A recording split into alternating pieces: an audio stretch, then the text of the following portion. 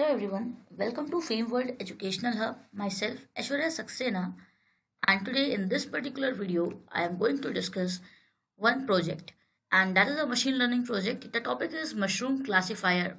So we will be discussing the mushroom classifier project in this particular video. Watch the video till the end because I will be sharing and discussing a numerous amount of resources which are associated with this particular project, and we will be discussing the code also. I will be showing you the synopsis, that is the project proposal, the report, and also the presentation related to this particular project. So let's start. First of all, I just want to tell that there are different ways to download the dataset for the particular project which you are going to create. That is the mushroom classifier project which we are going to discuss in this particular video.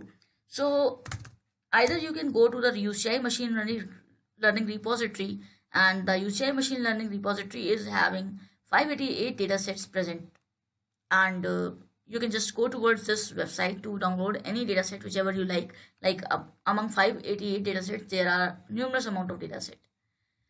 Along with this, we are also having the Kaggle, and Kaggle is also one machine learning repository just like UCI, but UCI is the oldest one. Like you can see, it's maintaining the datasets since 2007.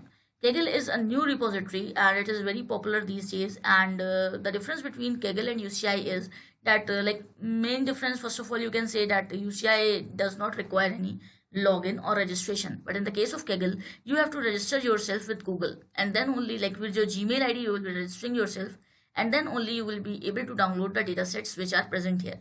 But a lot amount of datasets, a lot amount of projects are here which you can surf for your like learning purpose. Now coming back towards our project topic, and that is the mushroom classifier. So the dataset which is downloaded here, that is from the Kaggle, and here I'm just showing you that this is the dataset, that is the mushroom.csv.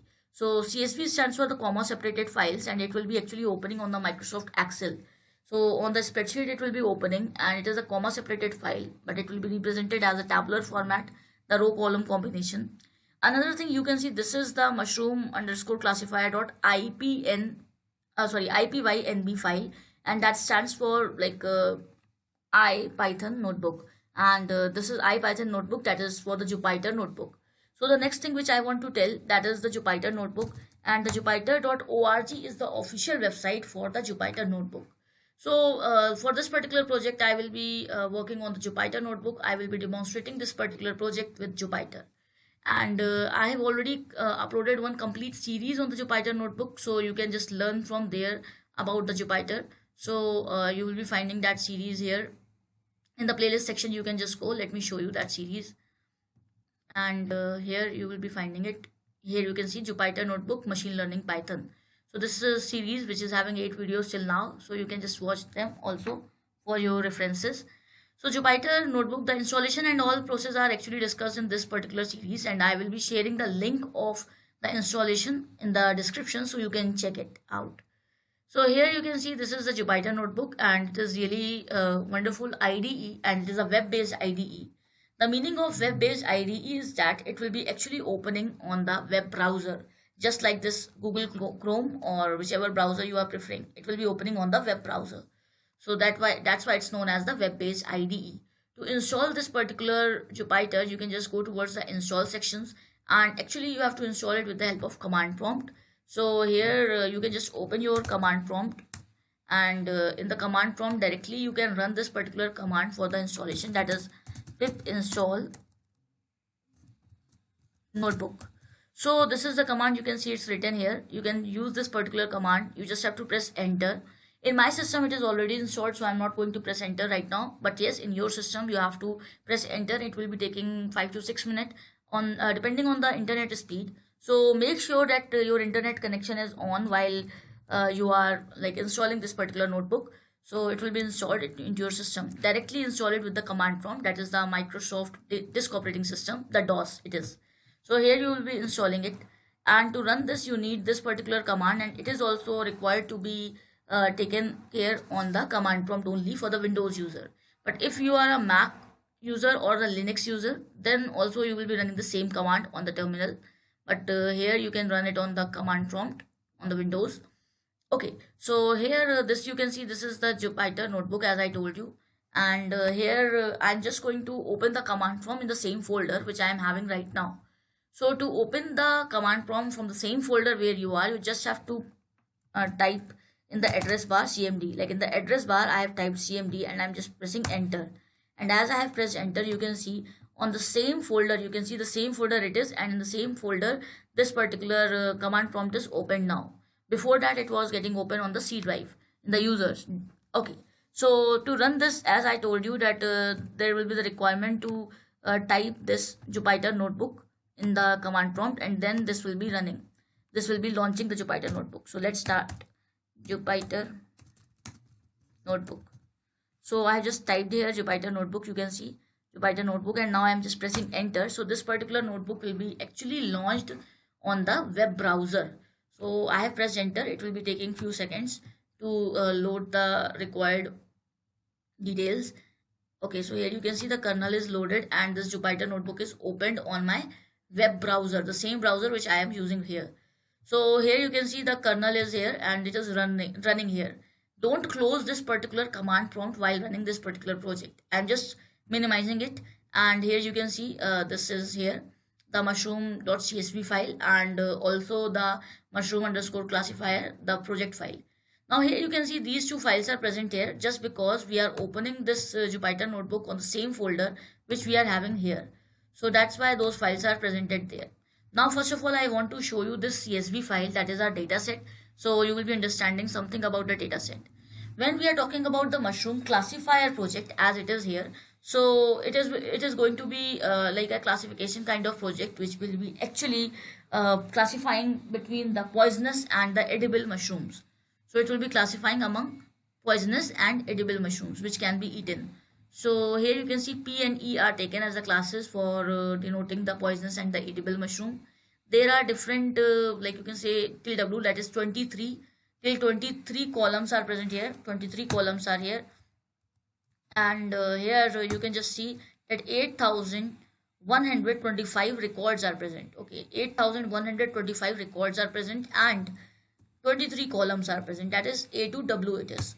So this way this much record is present. So 23 columns are 23 headers are here, and they are holding different characteristics of the mushroom, the size, the grill color, the shape, the cap shape, the cap surface, the cap color.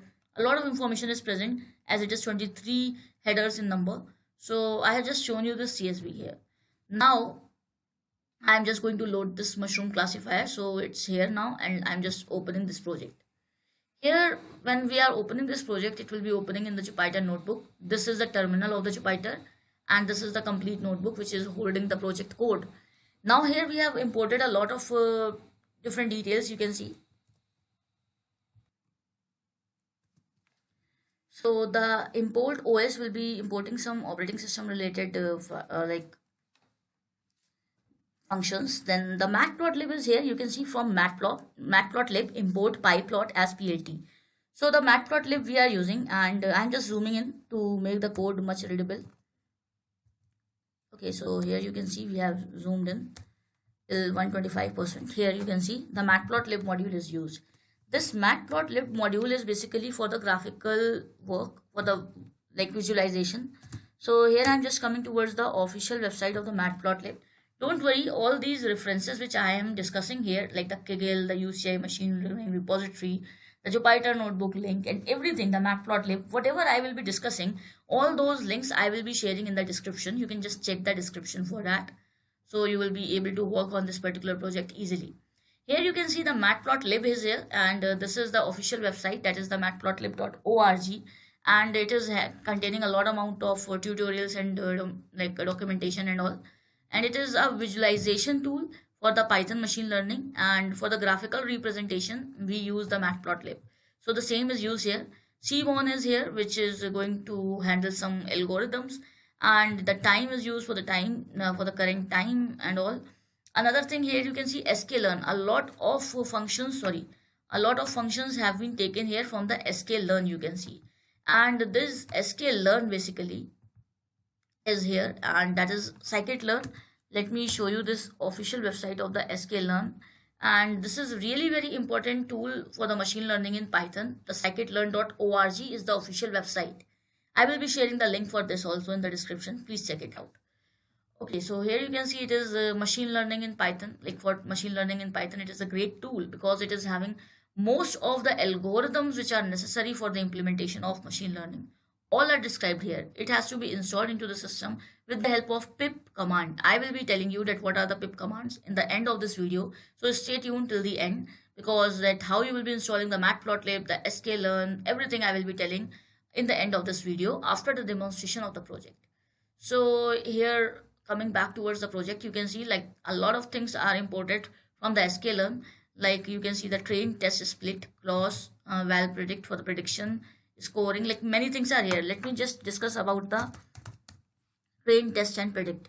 So when we are talking about this train, test and predict, it is actually like the phenomena is split, train and test. This is the phenomena, and that takes into the picture that suppose you are having the records of 100. Suppose you have data set of, I'm taking just an example of 100 records. Okay, data set you are having of 100 records, for example. So what we will be doing, we will be splitting this data set into two parts. The first part will be the training data set. So suppose I am taking 60 records for training data set. For the training, we are taking 60 records, and the remaining 40 records we are taking for the testing purpose. So this way the data set is split, and what happens, like apart from the whole data set, two parts are created. Once the data set model is trained, then this model will be tested with the values which are remaining. And then if we find that the model is working accurately, then we actually provide some new values, and with the help of those new values, the model will be perfectly working. So this is the actual way of a split, train and test, and this is really informative and important phenomena. And this algorithm is present in the sklearn model, selection.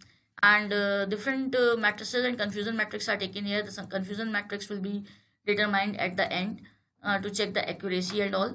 So these are like different algorithms which are taken here, the modules which are imported here from the sklearn. And the sklearn, as I said, is having a lot amount of like algorithms which are necessary for the machine learning. Now moving further, so here you can see we have imported pandas, and the pandas is basically used for, like, here we are using it to load the CSV file, to read the CSV file which we are having. So mushroom is just a variable which we have created equals to PD. PD, we are taking the alias for pandas. So pd.read CSV, and we have kept the CSV file in the same folder, you can see. So we are having the CSV file in the same folder, that is the mushroom.csv. That's why we are able to read this file here with the help of read underscore CSV. Then here we are printing mushroom head, and it's not compulsory to give 5. If you want 5 records from the top, so it will be automatically coming, because by default the value of head is 5. That's why you can see when we are pressing control enter, so control enter, with the help of control enter you will be able to run this particular file. So you will be getting these like output. You can see 0 to 4, like 5 records are coming here from the top, and it's showing us that it is having 5 rows and 23 columns. Okay, so you can just scroll it to check, and to analyze the data set, that what data set we are using. We cannot go through 8123 data and records and 23 columns in one way. So we can just analyze it with the help of these commands which are present in Python. Okay, so moving further, we are using the mushroom.info. Mushroom is the variable in which we have stored our CSV file, you can see here. So we have just stored the CSV file, we have read the CSV file in this particular variable.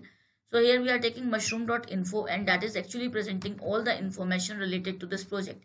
This data set. Like you can see 8124 entries are there, that is from 0 to 8123. So total 23 columns are there, and 8124 entries, that is the records, are there. So you can say the total number is 8123 only, because the first heading which is there, the row which is there, that is actually the column header, and it is holding the headings. These headings are there. So these are the headings, and what are the different records here.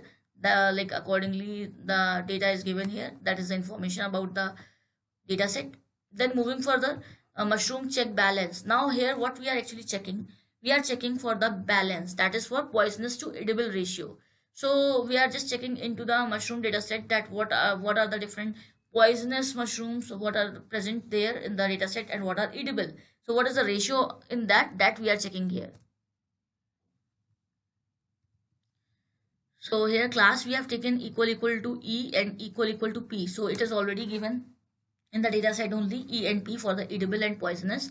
Dot count we are taking to count the number of edible and the poisonous mushroom which are present in the data set, because it's already denoted E and P in the data set itself. After that, for the visualization of the balance, we are creating the graph, and here we have plotted this particular graph. Here you can see poisonous to edible ratio, it's 0.93%, like 0.93, and that is poisonous count is 3916 mushrooms are poisonous, and edible count is 4208. So this is the ratio, you can see this is a ratio, and this is the graphical, or you can say virtual visualization of visual graph here for the mushroom data set which is present, and this blue is representing the poisonous, and E is representing the edible mushroom. So blue is representing the poisonous, and E is representing the like this brown one is representing the edible. With the help of E it is written, and this is written with the help of P, that is the poisonous. After that, here you can see two mushroom check unique values.